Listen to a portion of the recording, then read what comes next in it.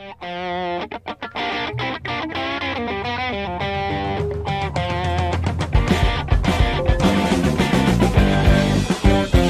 everybody, welcome to the TraderMerlin Show. It is your Monday edition, a wild Monday. We have a nice positive start to our equity markets, and of course, if you're in the cryptocurrency space, you're thinking, hallelujah, Elon Musk and SpaceX have launched Bitcoin up almost 10% today, so you're loving that, as am I, because I do hold a lot of Bitcoin.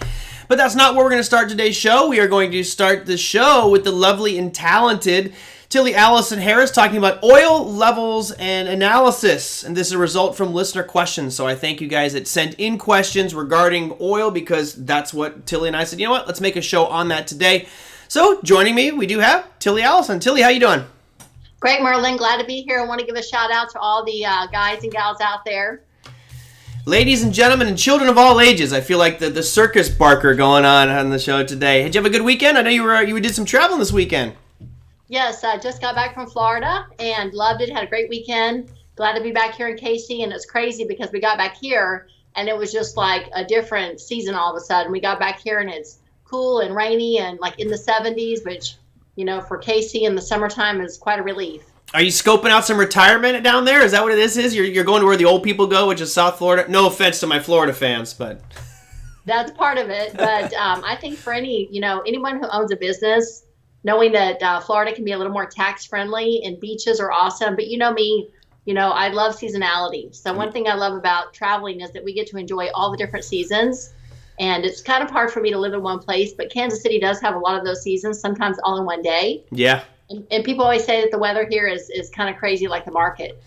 You know, if people were to make an analogy about Southern California weather right now, weather today in Southern California is almost like watching the crude oil chart. Not much is changing from day to day over the past couple of months, which, of course, as you guys like my slide transition there, that is the focus. We'll do a bit on crude oil analysis and looking at levels out here with Tillie. Tillie, this was really started because of a couple of listener questions, and I'll start with the first one here, which is from Gene. And he just basically says, what is going on with oil? It's hardly moving. And I will bring up the crude oil chart here so the viewers out at home can see it. That certainly is not crude oil. That's Bitcoin. Here's that crude oil chart. We've been mapping out these levels for quite some time where it's just been drifting higher. I'm bullish on it personally just because of the uptrend and the consolidation, although it's very slow. What's your take on it at this point? Absolutely. So you're looking there at the daily chart, and there were some lows made in April. And those lows made in April, I think, were a pretty solid reversal. And we can see that prices are currently trading higher. I'm looking at 41.65 today, current. And I look at a weekly chart. And That's one thing that I wanted to bring to everyone's attention. I think a lot of active traders sometimes don't recognize the kind of the bigger picture. So weekly charts give me kind of perspective for the week. And then as we go day to day, I think there's a question we're going to dive into later about, what can we expect day to day? And a lot of that just comes from the weekly analysis. Mm-hmm. So those lows that happened there in April, we can clearly see that reversal. And then we cleared those highs. Once we cleared $35 a share, there was a previous high at $35 a share. And now we're pushing up above that base drop at $40 a share. So yeah, likely to go up closer to 50. Closer to 50. All right. I'm looking at the same chart you are, and I like that you start on the weekly. I will say I'm guilty of it. I occasionally look at the weekly. I normally am starting with the daily, and it's just a matter of personal preference. I love that you do start with the weekly because it shows that you don't have to do things the same way as everybody else. When I want to look at that macro huge picture, I will obviously look at that weekly, but daily for me. So let's look at that one real quick. You guys know we've been talking about this a bit on the show. This is, I think, the area of concern. We have had the story of two cities really for crude oil. You go back into April and you're looking at, it was up at $35, and within a month it was down to, $6.50 on the futures contract on the continuous, right? We know that the CLK20 dipped to negative, was it negative $10 or even more than that? That was just nuts. That probably will never happen again. But now we're left in a situation, Tillie, where you have futures traders who are obviously looking for volatility and activity and range. I'm going to bring on the ATR here just to give the viewers a perspective of what's been happening. If you went back into May, crude oil futures were moving about $4.96 a day. $5. I mean, that is like hallelujah type of volatility. We look today, we're at $1.27, so it's almost flatline. How do you or how do you trade or approach it when it's just going totally flat like this? Well, yeah, that's a great question. So a lot of, times the volatility, the trading range can prevent me from entering a trade. If the volatility is too high, if that thing's moving, $4 or $5 a day, it can be a little bit harder to position myself unless we're scaling in with very small size. And that can be a lot of work. So sometimes the smaller the movement can make it a little more manageable for trying to enter a trade. But when we're in a trade, if we like, if we're in a position, say long or short, and we've already entered the trade, that's when movement and it starts to, build momentum and it starts to move at a very high rate of speed towards the target. That's essentially the safest place to have high volatility.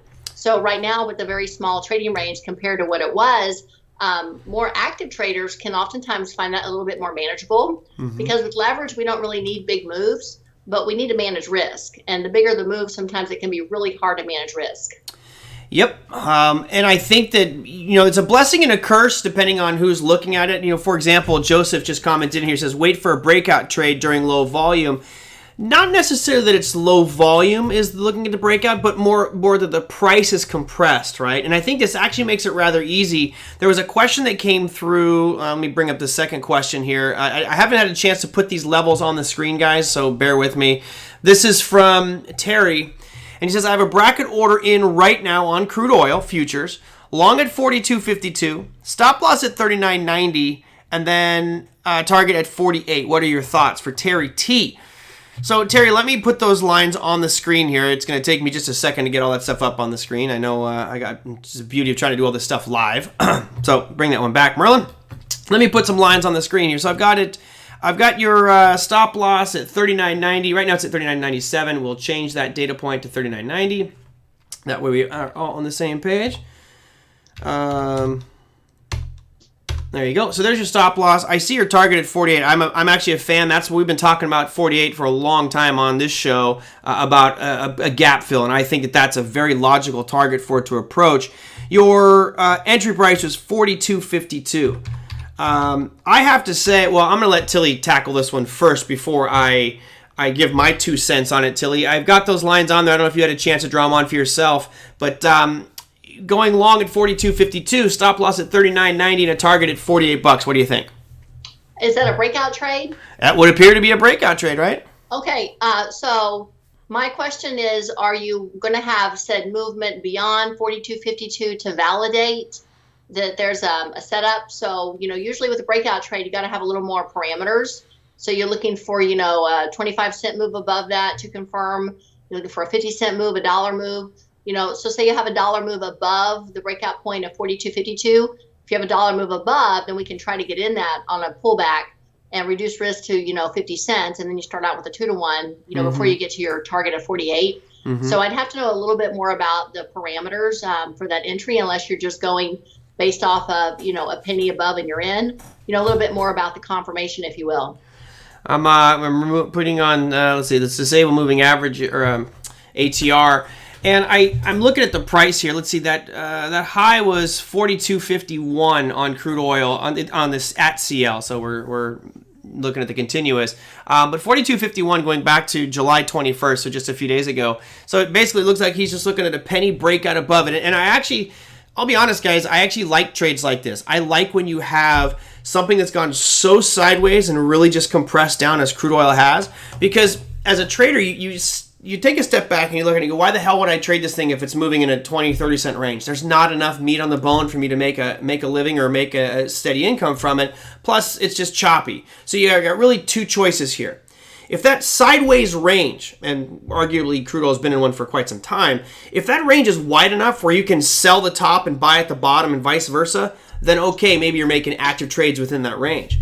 But in a really narrow range, when there's not a lot of opportunity there, breakout trades can be great. And Tillie's right. What's your strategy? Are you waiting for a 1 penny breakout above 42.52 and then just buying it arbitrarily? Or are you waiting for it to break above it, retest that area, right around $42, and then buy back in? These are all decisions that have to be made up front. it'd be interesting to hear different perspectives. So Tillie, let me get your perspective on it as a breakout trade. How would you approach it? Because I have a feeling you and I are going to be slightly different on this one. How would you approach this breakout trade if you were to take it on crude oil? Absolutely. So I would approach it, and I kind of approach all markets very similar. We have some trade parameters. We're looking at an entry. We want to buy. We're in an uptrend. And we would be looking for crude oil to verify at 42.5 or 42.52. Once it does break out, say either in the overnight session, the Globex session, or even intraday, that there's enough of a, what we call a setup, meaning that there's an area that we can calculate where that entry would be specifically, and you can actually see the new order flow coming in. So maybe a base rally or a drop base rally right at that area, kind of validating that the money flow is coming in to validate that, and then use real-time parameters if one's comfortable working, on a 15-minute chart or an hourly chart, just looking for that confirmation. And then to do just what we call a set and forget out there in the industry. If your parameters are what they are and you're really comfortable with that and you're comfortable with the risk, you can just put those orders in and wait and see what happens. But a lot of traders want to scale in and start with a really small product. And then as they become, more confident that the trade is setting up correctly, to add a little more size. All right, so I'm on the fence of buy it right as it breaks, and here's the reason why, guys. There's two things that could happen on this chart, and I'll bring it up for the viewers out at home.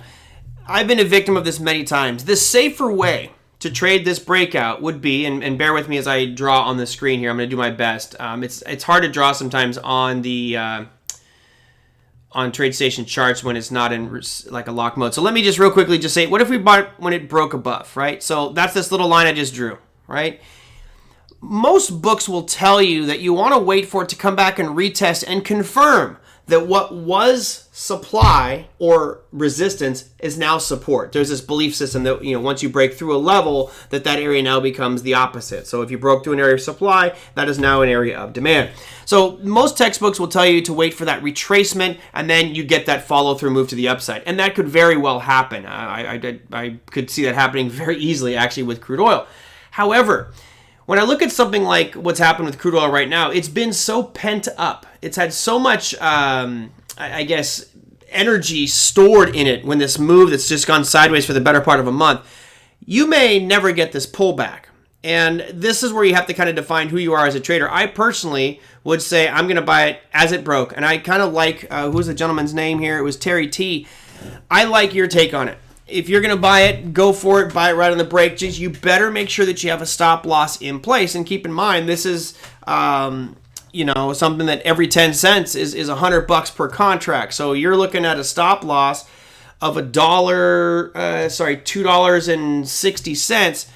Well, now you're talking a $2,600 stop loss on this for one contract. If that's beyond your risk tolerance, then I would say don't do it. Obviously, the problem with crude oil is you can't split you can't take a quarter of a contract. It's going to be the full thing, and that's $10 per cent.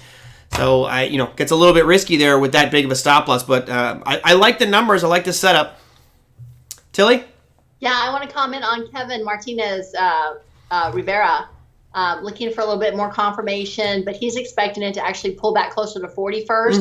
Yep. And what I love about that comment is the fact that we have to realize we could always have a pullback. And I love it, Merlin. You always said, I'm always right, just not right now.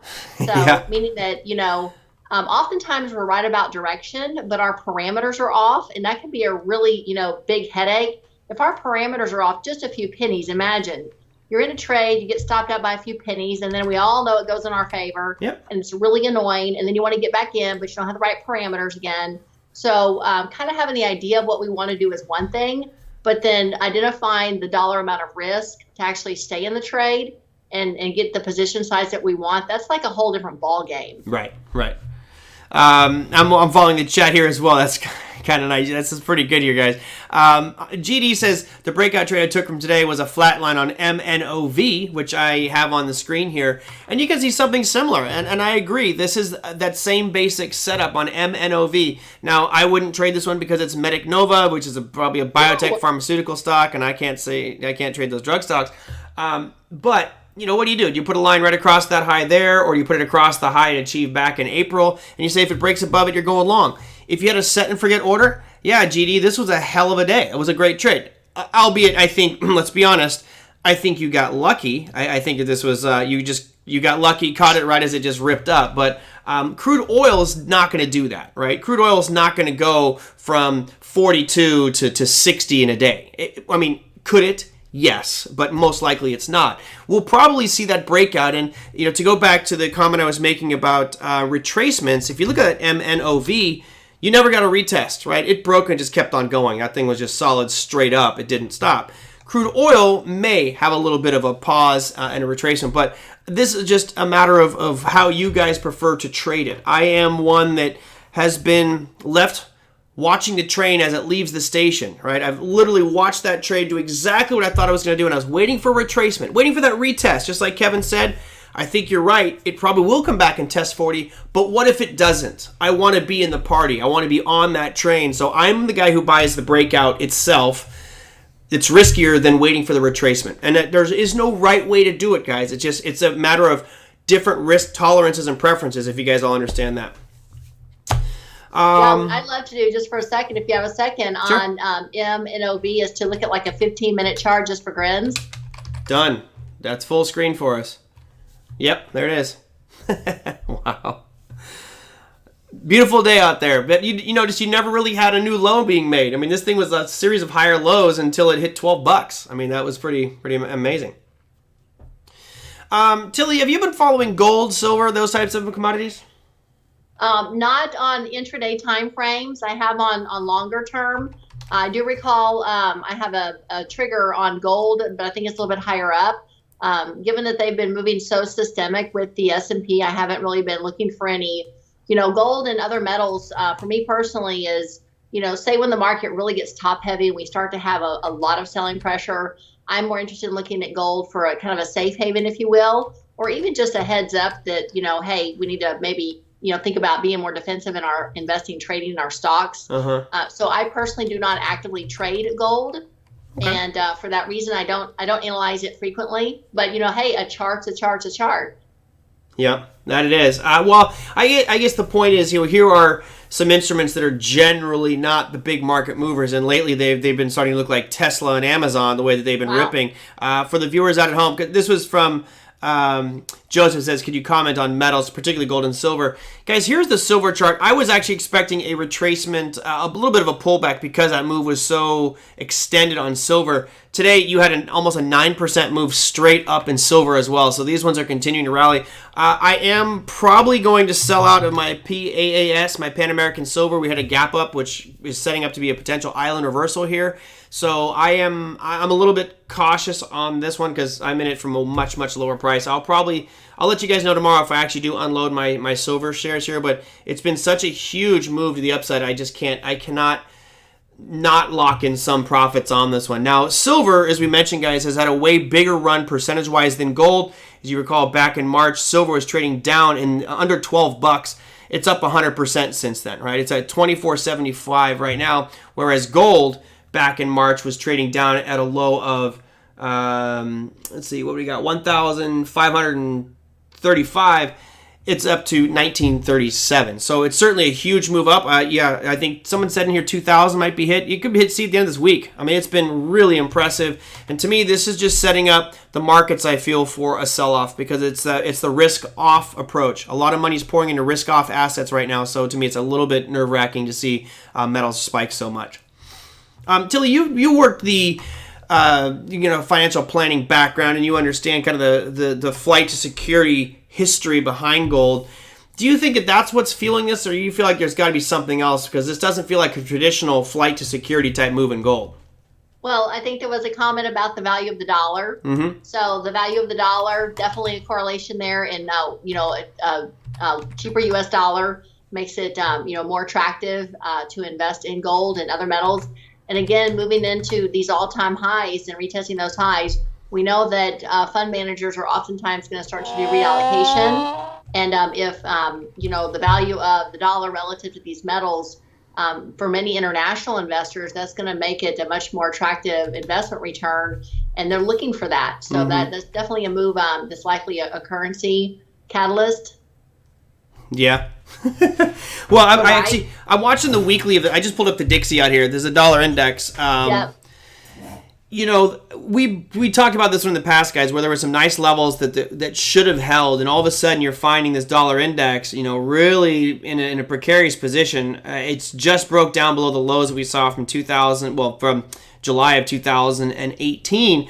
The next stopping point I see for this thing is right around 92.60, and then you're back down to retesting those lows from early 2018. And, this, again, is one of the fuels for the U.S. dollar. I mean, the more that the dollar index falls against other currencies, that means that more currency.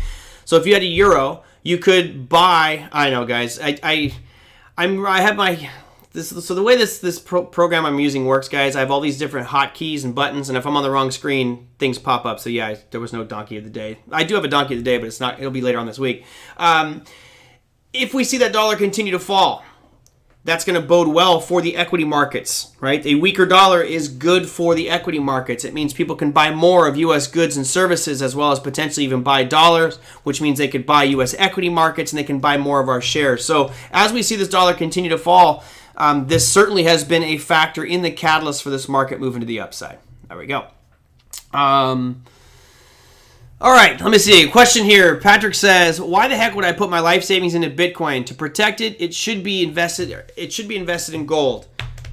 This is a tricky one. Tillie, you're not a crypto girl at all, are you? No.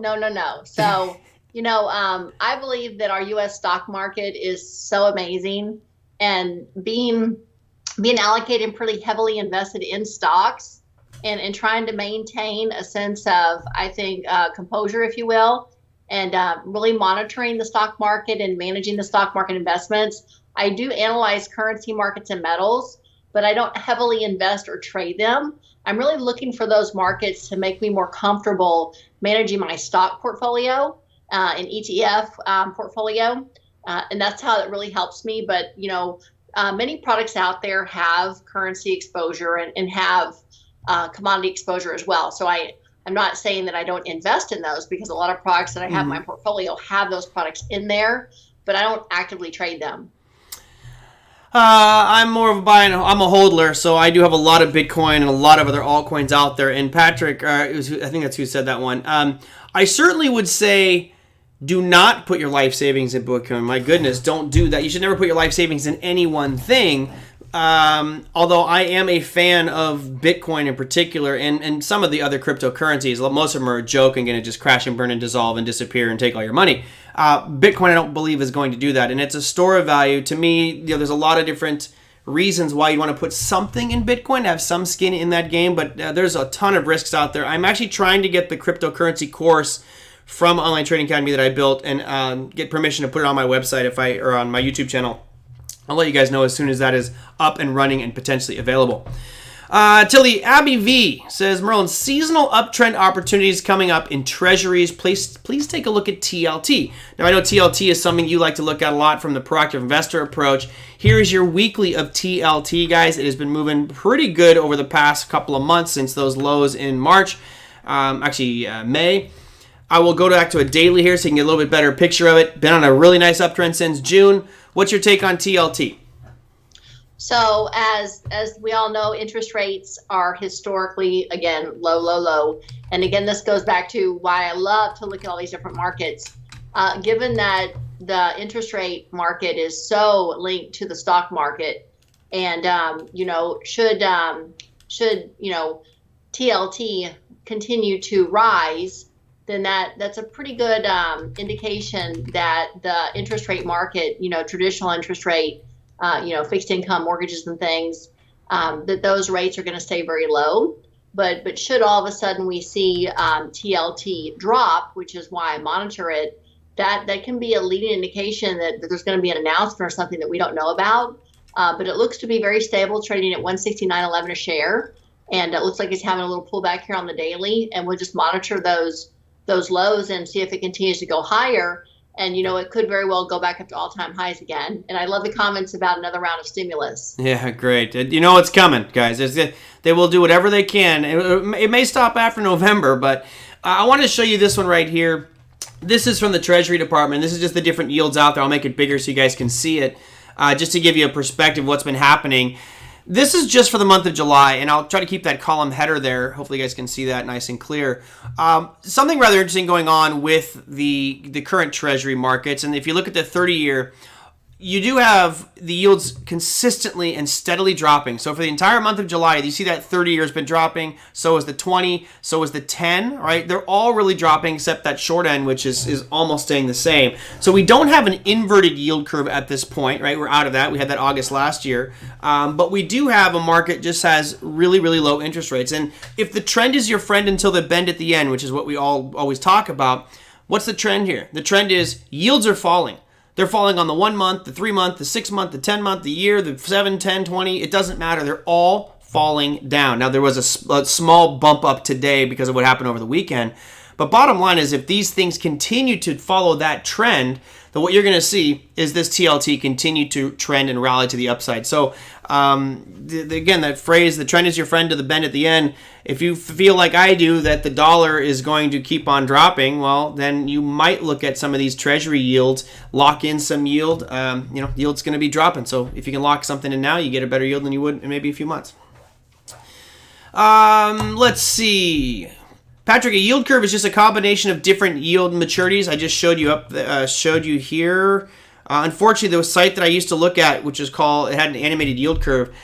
Basically, these are the rates that you would get paid, or the rates you have to pay for these specific instruments, right? If you're going to put your money into a 30-year market bond, you should be getting about 1.25%, which is why your savings account is giving you nothing, right? You're almost nothing out of your savings account. And historically, the longer time that you keep your money invested in these instruments, the more you're going to be rewarded. Well, right now, there's almost no reward. It's really just not even worth it to buy long-term instruments. And right now, it's actually more, it's like with options, right? You want to be someone who is collecting money by selling options, or do you want to be one who's buying options when the premiums are really low? Well, right now, the premiums on these things essentially are really low. So now is the time you want to be borrowing, right? This is the time to borrow when money is incredibly cheap. But if you're looking at the question that was coming through there from Abby, you're looking at that 30-year, it looks like those yields are going to continue to go down. So, yes, I don't know about the seasonality of it, but that trend right now tells me TLT is probably along, although you're getting near those all-time highs on that specific instrument. All right, what else we got out there? Falling rates, is that a housing sale? Is that why housing sales are booming? Yes, that's it. I mean, it's not it. There were some things that changed with regards to lending standards and credit scores. So all of a sudden, their markets were rich, right? Obviously, a lot of cheap, easy money coming into the marketplace. I refinanced this home that I live in here in Southern California back in 2016. I got a 15-year mortgage at 0.87 or 2.875, and I thought, deal of a lifetime. Are you kidding me? Now you can almost get a 30-year under 3%. I mean, that is historically low levels out there, which is fueling a lot of people to go out and buy real estate. All right, Tillie, I had one last question that came in from a viewer, and I want to make sure we get to this one. What time we got? Oh, my goodness, I'm taking up all the time. This was one that was on your video, and for those of you guys that have not looked at it yet, Tillie does a market video every Sunday where she puts out a list of her levels for the S&P 500. It's been nailing it lately, Tillie, so congrats on that. This is one of the questions that came from the viewer. In the past, John Rowland has talked about using levels created in the first 3 hours as an odds enhancer. Is there a similar rule for swing or position trading, perhaps using levels created early in the week for weekly trades? And that's from Scott. Any commentary on that one? Absolutely. So yes, for active trading, what happens pre-market into the open for the first few hours, like we were talking about confirmation for breakout trading, we're going to see that validation in real time. And so like on the S&P 500, those 60-minute charts, 240-minute chart, going up to a weekly chart, on a 60-minute chart, we can look for confirmation. Maybe the daily low holds that zone or that level. On a 240-minute chart, if the daily lows hold those areas of accumulation, we would anticipate it to hold for a few days. And that's why it's important to be very patient, because whenever we get into a trade like the lows on the S&P last week at $320 a share, realizing that on a daily chart, that's going to be the daily low. And if we can buy on a price close to that $320.86 was Friday's close, if we can buy during the week near that low, that's what we use those longer term time frame charts for. So whenever we analyze the markets, we can use 240-minute charts, weekly charts, daily charts, and we're looking for validation that our idea, that our analysis is validated. So daily lows and daily highs are very important to recognize. And basically, the market needs to confirm our analysis to validate that we're correct. And that's why we do this very routine process of looking at higher time frames like weekly, daily, 240-minute charts to know that whenever there are lows created on the daily chart, that's validating our analysis. Yeah, I don't have. I'm not looking at a seasonality or weekly level that I think has more influence than another time of the week. So for that question that came through from Scott, yeah, I'm not personally looking at anything that's a level earlier in the week has more significant than something created on a Friday versus a Monday per se. However, I will say this. I think it's important that if you do journaling, which you should all be doing, write down what you're doing right, what you're doing wrong, and then break it up by day, you may find out that there's a certain day of the week where all of a sudden you do very well. And your Monday may be much better trading day than it is on a Friday, and I accommodate and change my trading schedule or plan based off of that. But it's not like I look and see, Monday's levels are so much stronger than, let's say, a Friday's level. That's nothing there for me. I think that when we look at the hours, the time of day, Tillie and I talked about this last week, where there is order filling and there's processes that go on from an institutional perspective that causes prices to turn at certain times of the day. Not guaranteed, obviously, but there's a higher probability of those potential changes happening in a marketplace, and that's what I'm personally am looking at. And I know that Tillie looks at a lot of that as well, but not that one day is better than the other. Yeah, that's a big problem that we tend to have. We tend to have this idea that maybe one day is better than another, or one time of day is better than a different time of day, or things like this. And that can really cause, the market is on its own time. Market time is market time. That's it. And that's why we have to kind of look for where we want to buy and sell and work with that only and realize that the market's going to do what the market's going to do when it wants to do it. Market does what it's going to do, right? That's all it does. Don Fron, welcome, my friend. I thank you for the messages. I will reach out to you. Hopefully, we'll do a show together here sometime soon. Kappaman, if you go to the TraderMerlin YouTube page, you'll notice I have a couple of playlists set up, and then I actually set one up just for Tillie's. That's released every Sunday at 1 o'clock, where she'll go over her levels out there. And I would encourage you to, if you go to the TraderMerlin YouTube page, you can hit subscribe, and there's a little bell there. It will let you alert yourself or turn on alerts so that every time I post that video, it'll alert you directly. And I would encourage you to do that. Her levels have been absolutely fantastic lately. Let's see, last one out here, Tillie, and then we'll get to your teaching schedule. This is a bit of a macro piece. GD says, Merlin, we still need a show about a talk of a currency reset and the fact that we should be owning physical metals. What does reset mean? I'll take it a step back here. First, you got to understand that a reset, a default, or switching the Amaro, or this type of conspiracy the Romero thing going on, is going to take a long time to happen. Until there is systemic failure, you're not going to need one, right? I think that many of us would agree that the current system that's going on right now, which is this constant just pumping in money, is almost fraudulent, right? It's fake money propping up this market. It's going to keep happening into infinity and beyond until there is a systemic failure or something crashes because of those actions.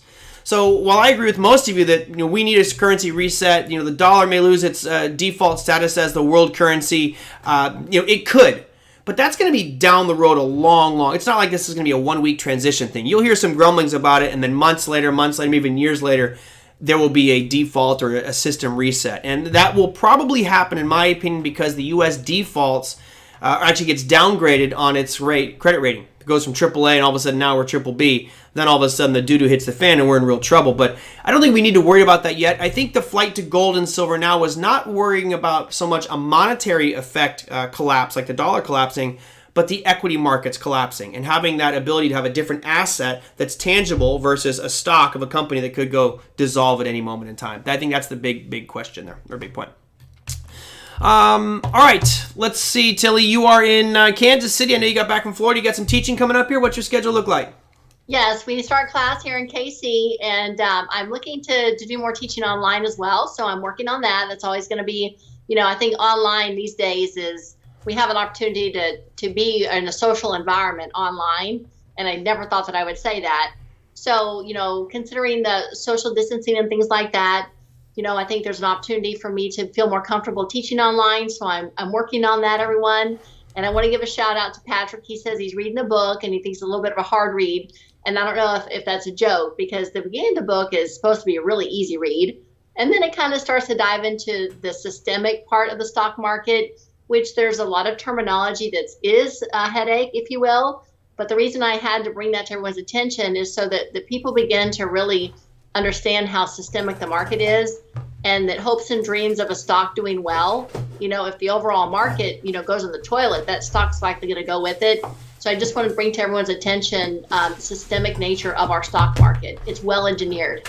No, and Tillie has not left OTA. She's still with OTA. That is a challenging read. Reading, let's be honest, a book about the Fed is not the most exciting, hey, this is going to keep me just fueled on the edge of my seat type of reading. It's a bit more challenging, but it's a great book nonetheless to understand the Wizard of Oz type of magic that's going on behind the scenes. So again, Tillie has that book out there. I would encourage you guys to check that one out. It's called The Fed Effect. Patrick, if you want another one it's much easier read and it's actually kind of fun to read, I've put this one up here so many times it's ridiculous. It's called Reminiscences of a Stock Operator. You can get the book. I actually have 2 copies of it here. And if maybe one day I'll raffle one of them off. If you are, you can always find them online. They're out there available. But if you want a printed copy, I would recommend that one. Great story that to me has a lot to do with psychology. And maybe, Patrick, if you keep on pressuring me, I'll just work harder to get my book done, because mine should have been done years ago, right, Tillie? Right. Yeah, you should be on like number 10 by now. I know. It's terrible. All right. Well, Tillie, thank you so much. Again, thank you for the time that you do putting out all those levels every Sunday. I do appreciate that. I'm sure our viewers love it as well. And again, thanks for coming on the program today, giving us some insights into crude oil, which has been boring as all heck. But you know what? You had some nice levels out there. I think we're going to have some nice moves here soon in it. Very, very soon.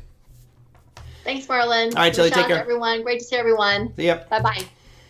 All right, that was Tillie Allison-Harris on the program today, talking to us from Kansas City. She's got some teaching going on right now. I think it's challenging at a lot of the centers for Online Trading Academy just because of the quarantine thing. I actually was at the Irvine office today, and it was kind of nice. They actually had, what would normally be in one classroom was spread out in like 3 different classrooms. It was interesting. Everyone's spaced apart.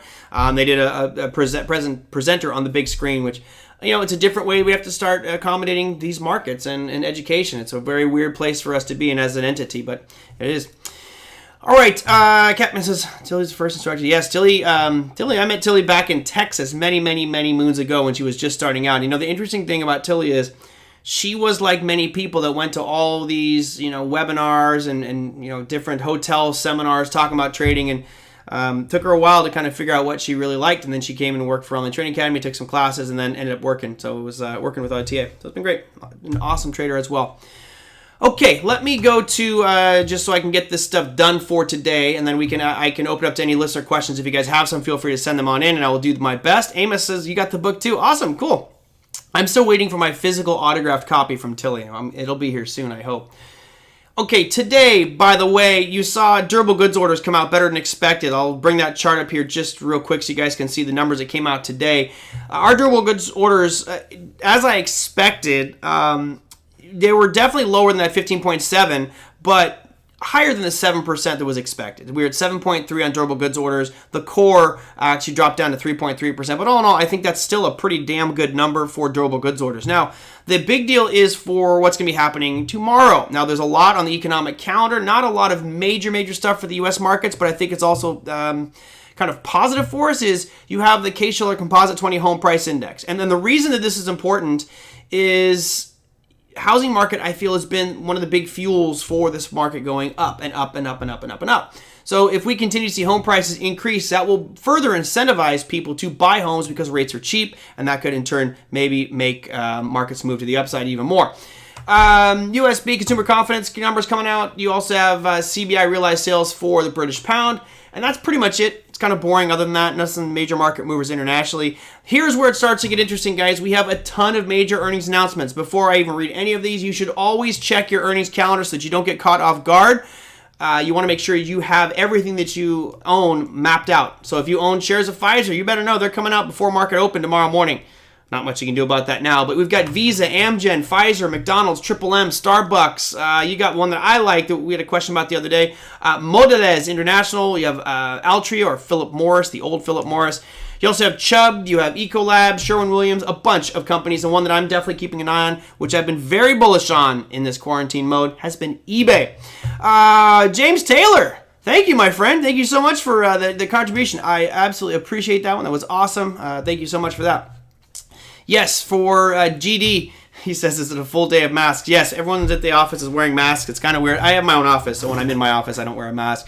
Don Franz says, dumb question, but am I still with OTA? I am. I'm mainly building content right now. I'm building an options on demand course. We just finished the strategic investor on demand, so a lot of the content is now going to be an on demand format, which is going to be very different, obviously, than a physical classroom. For me, the physical classroom was the best. That's what sold me on it years ago when I took my class in 1998. I like to be in front of somebody or have an instructor in front of me walking through the markets. I can bounce questions off them. So yes, I'm still there, Don. Let's see. ETA on demand for Strategic Investor Part 2. We're doing a beta test, not beta test, a QC test right now. I'm hoping very, very soon. If there are no mistakes, which of course there shouldn't be any, right? Because I'm just sheer perfection. I'm kidding, guys. I'm sure there's going to be tons of mistakes in there. We will hopefully have that rolled out very, very soon. Much sooner than I hope. Domesticated Rat OTA does have online courses. Yeah, I don't know what the courses aren't. I don't know what the price for the courses are, to be honest. I just build them. Nope, Leonid, I'm about a third of the way through on those at SPY put position. I keep hoping for maybe a little bit of a drop to bail me out of some of it, but unfortunately, I am just, we'll take a bath on that position overall. Again, it'll be a big, big loss for me. All right, any last minute questions you guys want me to answer? We're going to wrap up the show here a little bit early then. Says Bitcoin jumped today. What are the 2 best stocks to trade for Bitcoin? I have a radar list of 25 Bitcoin stocks. I'll be totally honest with you, Mike. I don't trade cryptocurrency stocks. I trade the cryptocurrencies themselves. So I don't really follow any of the Bitcoin stocks. There's Bitcoin ETF kind of structures out there. I don't even bother. I just go straight and buy the Bitcoin if I want it. Some people make it seem much more challenging than it is. If you have a Coinbase Pro account, you'll look at it and it looks just like a regular trading platform. Let's see if I can log this in here real quick. I haven't logged in a little bit, but let's see if I can get my Coinbase Pro, BASE. See if I can get that logged in here real quick just to show you. It's real easy. I would actually much rather have a pure Bitcoin account or a crypto account where I can trade a variety of different cryptocurrencies than try to trade an ETF or some other stock. I don't know the stocks that I want to be trading in that area. Okay, cool. So it actually did log into my account. Perfect. I didn't have to do anything else. Here is... this is Coinbase Pro. And right now I'm looking at EOS, which is great. They've now really moved up their markets a lot. There's a ton of different ones. These are all tradable in the crypto market. So you got Basic Attention Token, you got Augur, you got OX. I mean, there's a lot of different stuff in here. So if you wanted to buy Bitcoin, well, you would just go out here and go to BTC USD and trade it. I mean, right here, I've got 2.15. This is, I'm not even going to count out the number of Satoshis that were going out there. But we have a lot of, I got two Bitcoins here. So trade it. I would trade just the individual one. Send out, if you want, send out a little bit of money and open up an account at a cryptocurrency firm. But be careful. Don't put a lot of money in it. There are some risks. Again, once I get that cryptocurrency class moved over to my YouTube page, it'll help you guys understand the dynamics of it all. There are a lot of nuances and problems in trading cryptocurrencies. And if you're not careful with your private keys, or you could lose that stuff instantly and you'll never get it back. So be very, very careful. Kappaman and others, Richard says, could you get Dan Sugar? Dan Sugar's on my list. Mike, I'm going to get Mike on the program. Ryan was on a couple weeks ago. We had Ryan Watkins on the program. Next guest, I might have Ryan Cook on the program tomorrow. Wednesday's going to be Sam Evans and his partner. And Thursday is going to be Corey Lane. So, and I might have a guest on Friday. Normally I do Fridays solo, but we'll see about next Friday's show. See how that one goes out. All right, what else do I got here? If someone really wants to trade Bitcoin, then GBTC. Yeah, but it's not. Okay, so Abby V says GBTC is a good ticker, good volume too. There's a big problem with GBTC. And it's basically, I'll look at it. It can get extremely overpriced and underpriced. So it ends up being a thing where it's almost an arbitrage opportunity. So you're looking at a fraction of a Bitcoin here on GBTC, where if I think is this the one? It may not be. There's one out there that's supposed to replicate Bitcoin, but the bottom line is they actually hold physical Bitcoin, and if there's a big run up, they have to go buy more Bitcoin, and all of a sudden there becomes a weird imbalance in prices. So I don't know the Grayscale Bitcoin Trust. I'll research this a little bit more. There was one that was specifically holding Bitcoin, and I saw a lot of the, I guess, arbitrage opportunities or problems between. There was an issue in how they were reported, and sometimes you buying it was way overinflated. You could actually also buy it when it was undervalued as well, depending on the move of Bitcoin itself. What do I think about SLV? Amos, hell of a chart, right? I mean, it's phenomenal. I actually think it's gotten a bit long in the tooth. As for those that know, I am currently long Pan American Silver is the company I've been with for a while, holding on to the silver market. I'm probably going to unload that one just because I think it's long in the tooth. I think that it's due for a pullback here. 22.83 on silver right now. If you look at the long-term picture of this one, go back to a weekly. I mean, does that not look a little bit extended? I mean, come on, guys. I don't care what world you're from. I'll put it on a monthly. Oops. Let's go on a monthly time frame here. I don't care what world you're from. It moved a lot. I mean, that's a tremendous move for silver. Now, it's not that it can't do it. Just back in 99 or 2009 and 2012, it had a huge spike up. And we could very easily see it back up at those levels, but nothing happens in a straight line forever. I think that it's actually going to have a little bit of a pullback here soon. All right, GBC holds title $1,000 equals 1 Bitcoin. Yeah, I think there's something wrong with that, though, domesticated rat. There's a time lag where all of a sudden it could be off, and you might, like I said, if Bitcoin is a huge rally, they have to run out and buy Bitcoin, so you actually could be buying something that becomes overvalued. Or if there's redemptions, if there's a lot of redemptions in GBTC, they actually have to go out and sell those at marketplace. You may be actually buying something that's overpriced based off market value. So there's a lag effect there with how they are buying and selling the Bitcoins internally. Yes, I definitely think silver has room to move, guys. I think that it could certainly continue significantly higher. I'm happy with the profit that I have on my Pan American Silver. I'm going to probably lock that in at about $38, $39. Yeah, right. So it should be about 1,000. Yes, correct. So if you look at GBTC, it's pricing Bitcoin at 12,150. Right? If this is supposed to be times 1,000. So it's right now, you'd be overpaying for Bitcoin. Overpaying. I'm not going to give out Tillie's email, Joseph. I think you can get to her through social media. I know she had a YouTube page or a Facebook, and I was trying to get her to do a Twitter page, so you might be able to contact her there. If not, she'll be on next week, and we can ask again, and maybe we can get you in contact with her. All right, let's see. Richard says, thank you for the Merlin's Four Horsemen was great. Thank you. I felt like a jerk last night. I kind of responded back to an individual. This guy was just tearing into me about, you're wrong, you can do better, you should have done this and this. And I said, look, guys, you have to understand how much time it takes to make just a 3-minute video to put out. To record it, to produce it, do all that crap takes so much time and energy. And the guy was all upset because I didn't talk about how big the actual GDP and the economy was of Japan, who I was comparing. And I'm like, guy, you're overthinking it. All I was trying to do with that Four Horsemen was show you that 4 companies have such a astronomically large market capitalization that they equal an entire stock exchange of one of the major countries in the world, Japan. That's it. And of course, when we have something that's led by such a few select crew, you know that becomes very dangerous. I'll give you an example. Let's say you have a baseball team. Let's go to the California Angels. And you got Mike Trout, arguably one of the best players in the world, maybe in the history of baseball. Mike Trout is a phenomenal baseball player. But a majority of that team revolves around him. If all of a sudden Mike Trout is just gone and pulled from the team, or breaks a leg or gets injured, what happens to the Angels? They're not going to do very well because you got one lead dog. It's better to have a team of players who are pretty good, and all of them are pretty good, versus a team where most players suck, and one is phenomenal, or 2 are just epically good. Because if there's a risk to damage to those companies, whether it's an FTC thing, whether it's some major catastrophe, that's the problem. That's the point I was trying to make out. So I hope you guys appreciate the one I put out on Saturday. What else do I got? All right, I'm gonna have to cut it off, guys. My time is up here. Gotta love the hourly shows. Anyway, yes, I know, Big Ed. There will always be complainers. It's just tough, when you try to put a lot of time, effort, and energy into something, and someone just hates on it. And the beautiful part is, I just responded.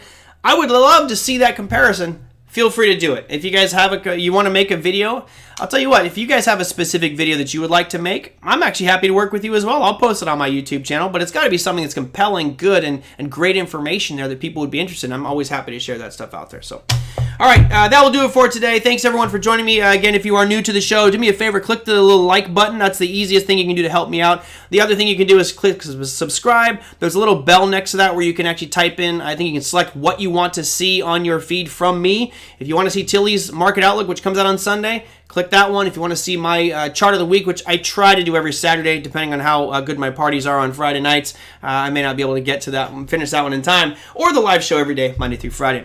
All right, everybody, that will do it for today. Thank you so much for joining me. I do appreciate it. As always, I will see you tomorrow. I may have a guest on the program tomorrow. I may not. I haven't got confirmation, but thank you so much. I will see you guys tomorrow.